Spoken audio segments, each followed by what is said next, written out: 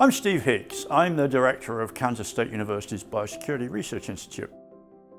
Here we have robust programs to work on research, education and training on pathogens that infect animals, including people, so zoonotic pathogens, and then plant pathogens and foodborne pathogens. The vast majority of the research that is done here is actually conducted by teams, principal investigators from the College of Vet Medicine. The type of research they do is on what we call high consequent pathogens, pathogens that can cause devastating effects to US agriculture. I think BRI is the most important research space we need because we do BSL-3 level research, and there's no other place on campus or around the region that allow us to do it. Especially, there are 3 different agents actually we use. ASF, African swine fever virus, and classical swine fever virus. And also actually there's another one we work on, is high-pass PRRS virus. That's a BSL-2, however, because we work on highly virulent viruses from foreign countries, and that require to work in the BSL-3. PRRS is already in the US, so we have the disease, but a foreign strain can also cause a lot of problems as well. So that's why we're still working on that. Research includes basic research to increase our understanding of these pathogens, the transmission cycles, for example, and then also studies to develop and test diagnostics and vaccines and potential therapeutics. This is high impact research that is not just good for Kansas, it's good for the world. This is global food security that we do every single day. Our research mainly focuses on animal health. They are not zoonotic agents, but I think if we think about One Health, it's really related to when we help the farmers and help control the disease, animal disease, and help control the microbial burdens to the environment. We develop the vaccines. We evaluate, we work with partners around the world, actually, industry and the US, the government, and as well as research scientists around the world, from Asia, Australia, South Korea, Hong Kong, from Europe, and obviously also from the US. So we're not just helping people in the US. So this is the research we have impact around the world. The other institution can do the virus manipulation, but when it's come to vaccine efficacy evaluation, I think our place is still the premier institution. My research mainly focuses on developing vaccines and therapeutic monoclonal antibodies against high-impact animal infectious diseases. In BRI, I mainly focus on African swine fever, the high priority foreign animal disease recognized by USDA. And in Coastal, I mainly focus on something like One Health projects. I develop therapeutic antibodies and also the improved vaccines against K90 temper and rabies.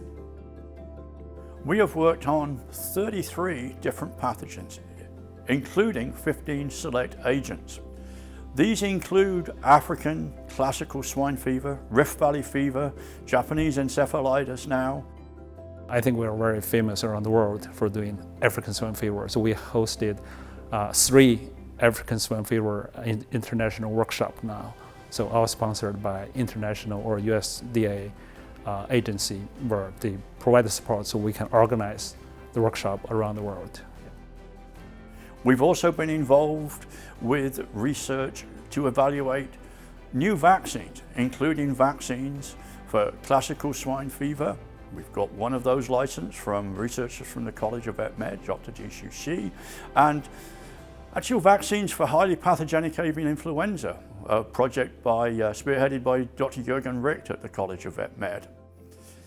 Some of the most recent studies have been actually looking at the influence of highly pathogenic avian influenza in livestock, specifically infections in cows, which have been very much in the news.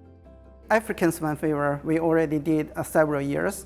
We developed the level 1080 vaccine and which is very safe and efficacious against the currently epidemic strain, the genotype African swine fever strain. And we also developed several diagnostics, and we are continue to evaluate and to improve the diagnostic tools, which can differentiate the infected animals from the vaccinated animals, which is most important to the farmers and when we use them in the field. And also, we are already developed several monoclonal antibodies against like some high impact infectious disease, such as the classical swine fever. We are currently working on the canine distemper, which is a very bad disease for the canines, and the vaccines too. So, and also the rabies is a very old disease. We don't have treatment for that disease. So my goal is to find efficacious therapeutic method against this very bad disease. We need to find alternative method to control the disease. In the therapeutic monoclonal antibodies, and they can specifically recognize the pathogen and neutralize the pathogen directly, and also it's very effective because it can directly neutralize the virus and to control the virus. So that's why we focus on the therapeutic monoclonal antibodies. One of the unique parts of the BRI is also our training capabilities. We have a laboratory that is essentially set up just like a research laboratory. The equipment, the way it is designed, is authentic to research. We train many people from the College of Vet Med, research teams, even the principal investigators. We all go through that training. It is a lab which is extremely unusual because of its capabilities. It has never had pathogens in there, so that is where we can do promotional activities, for example.